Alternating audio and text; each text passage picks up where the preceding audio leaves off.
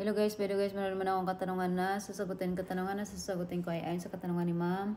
Tawagin natin sa pangalan na Baby Bastille. Sabi niya, ate, sa Singapore po ba kinukuha ang CP? Sana po masagot niyo message ko. Okay. May mga employer na kinukuha yung cellphone, pero wala po silang karapatan na kunin yung cellphone kasi yan yung karapatan mo na hindi dapat nila kinoconfiscate yung, bawal i-confiscate yung cellphone. So, sa pangalawa pa, sabi mo dito, sa binasa nyo po, makikita po ba namin yan sa contract? Hindi nyo po makikita sa contract yung binasa ko, pero nakalagay yan sa MOM. So, yung employer nyo kasi, bago kayo i-hire, meron yan silang parang seminar ata. So, dinidiscuss na yan doon ng MOM. Ano yung karapatan ng employer, ano yung karapatan ng kasambahay. So, basahin ko ulit ha, yung about sa cellphone. At sabi dito, keeping your maid's mobile phone usage is a huge problem for your maids. However, do not confiscate. Safe keep their mobile phone, personal possessions for them. This may be deemed to prevent channels of communication for the maid should they require assistance from their agency or the authorities. Bawal i-confiscate na employer. May mga employer na kino-confiscate yung cellphone, so huwag kayo pumayag. Kung ipipilit talaga, tumawag kayo ng MOM. Kasi alam ng employer nyo yan na hindi dapat nila kino-confiscate yan. Kasi nga ang sabi dito, ang cellphone ay yan yung gagamitin mo para assistance from, like for example, kailangan mo kontakin yung agency mo, pwede mo agad makontak yung agency mo. Or kung mayroong problema, pwede ka kumontak sa mga, sabihin natin, sabi dito, authorities like police, ganon.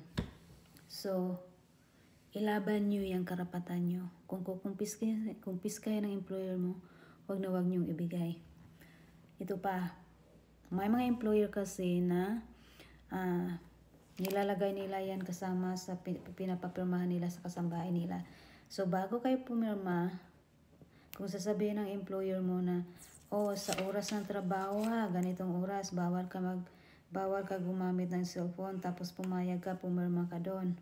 So, kung ano yung kasunduan nyo doon, sundin mo yun. Pero sila yung kukunin nila, ibibigay mo sa kanila, wag nyong gawin yan. Wala po silang karapatan na i-confiscate yung cellphone nyo. Okay, wag matakot na ipaglaban kung ano yung karapatan. Okay, ma'am, sana nasagot ko yung katanungan mo. Pero kung meron ka pang ibang katanungan, meron ka pa pala ibang katanungan. Sagutin natin yung iba, ha? Sabi mo pa dito, alam ma'am, same here, 3 months, wala kami sahod. Yes. Yung agency sa Pinas, meron tayong batas na kapag DH yung trabaho natin, wala dapat silang i-deduct na salary deduction. Pero pagdating ng ibang bansa, example na lang Singapore, ang agency sa Singapore, pwede sila allowed sila mag-deduct ng 2 months salary deduction sa kasambahay sa 2 years contract. Kung baga kukunin talaga nila yan. So, bakit merong ibang agency na 3 months ang dinideduct? Pwede nyo naman yan itanong bakit umabot ng 3 months. Kasi 2 months lang yung allowed nila na i-deduct. So, kung pumayag ka sa halaga na nilagay doon nila, kasi nilalagay nila dyan sa kontrata, loan mo loan. Which is hindi naman totoo na loan. Na nag-loan ka or meron siyang binigay sa'yo na pera, di ba? Itanong nyo yan. So, alam nyo na, agency is a negosyo, di ba? Pero, kung hindi ka, sabihin na natin dumating na kayo ng Singapore, tapos ang nilagay dun sa kontrata na papipirmahan mo bago papipirmahan nila sa'yo, 5,000 yung nakalagay mo na loan, i-question mo yan. Ngayon, kung hindi ka talaga agree dyan, kung hindi ka agree, pwede kang tumawag sa MOM. So, magkakaproblema pa yung agency mo. Basta kung kaya nyo lang, ilaban talaga. Pero yung iba, uma-agree na lang eh. So guys, allowed ang agency ng Singapore na mag-deduct sila ng 2 years deduction. Hindi 2 years. 2 months salary deduction sa 2 years contract nyo.